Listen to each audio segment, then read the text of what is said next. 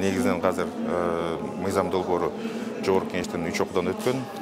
Қазір акыркысы ошо президент кол койгондон кийин мыйзам күчүнө кирет. Негизинен мыйзамдын алкагында эң биринчи кандай десем, эң негизги шарты ошол кыргызстандык жарандыктар, жаранын алган кишилер ошол казинодон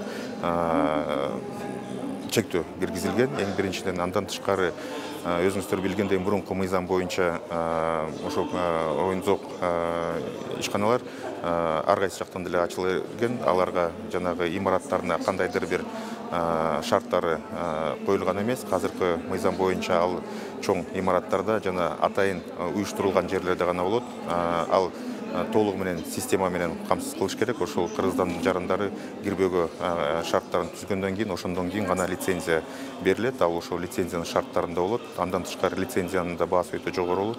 Ошол эгерде мыйзам бузуулар боло турган болсо, мыйзамдын артка жиберилиши же болбосо күчүн жоготууну күтпөй эле лицензия аркылуу ошол ишмердүүлүктү регулер кылып турса болот.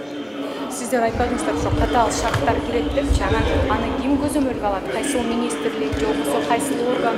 Ал биздин астыбызда служба регулирование государственных бумаг деген бар. Ошонун астында лицензия берүүчү орган ошол болот. Ошол көзөмөлдү жүргүзөт. Андан тышкары ошол мыйзамдуулукту сактоо укук коргоо органдарына жүктөлөт. Кошумча талаптар негизинен дагы бир мыйзам талкуулаганда депутаттардын арасында наразычылыктар жана тобокелчиликтер айтылган. Эгерде кыргызстандыктар жарандыгын алмаштырып эмет келсе, анткени үй бүлөлөрү биякта ошолордун үй бүлөлөрүнө кесепет тийип калбашы да өтө татаал мындай шарттарды татаалдаштыруу механизминде киргизсин деген. Ошондо биз социалдык фонд менен дагы чогуу бирдикте бул механизмди иштеп чыгабыз. Анткени Кыргызстан жараны төрөлгөндөн кийин ага бир жолу ИНН берилет. Ошол ИНН системасы базасы да ошол эмелерге жүктөлөт. Эгерде аты жөнүнөн киргенден кийин ИНН Кыргыздын мурун жараны бар боло турган болсо, ага да бөгөт салынат.